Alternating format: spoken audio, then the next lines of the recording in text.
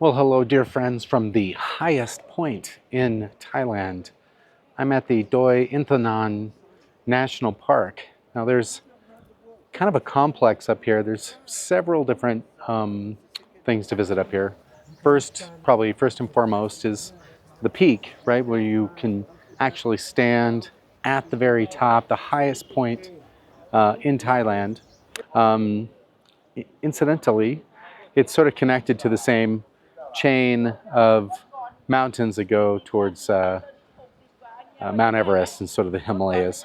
Um, it's about, I think, 2,500 meters. So there's a couple different great complexes up here. Like I mentioned, you have the National Gardens up here. It's really beautiful there. They have all sorts of different flowers, some really lovely paths you can walk and explore in. Um, you'll find some white swans and even some black swans uh, floating out there in the pond. One of the other great things they have is this beautiful waterfall complex as well. Now, depending upon your tour that you take, you might end up stopping at different places. So I booked the tour at my hotel. I think it was about, I think $45 US for the tour.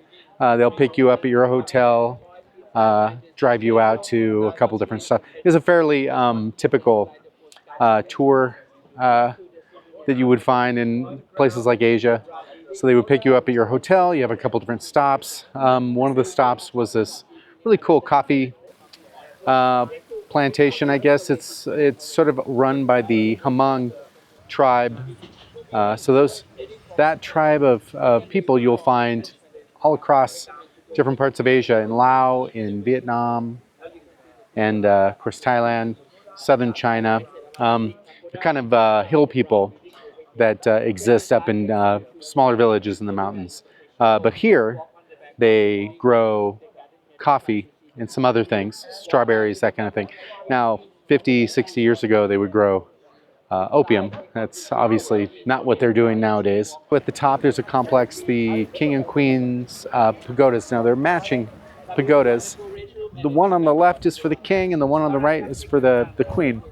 And apparently, there are some ashes in the king's pagoda from the Buddha that were excavated years ago under a stupa, or very primitive stupa.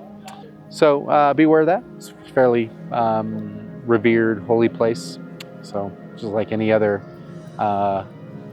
Buddhist temple or pagoda, you'll need to take your shoes off, obviously. Yeah, I would say it's a great day trip out of Chiang Mai. After some of the Chiang Mai activities, you can get out of the city into the country. It's a really beautiful area up here. This is a large national park complex, so you'll find all sorts of nature and very sort of the grounds are kept pretty well.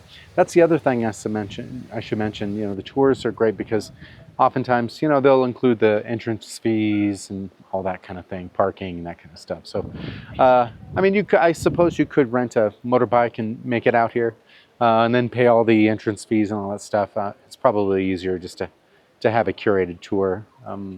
Yeah.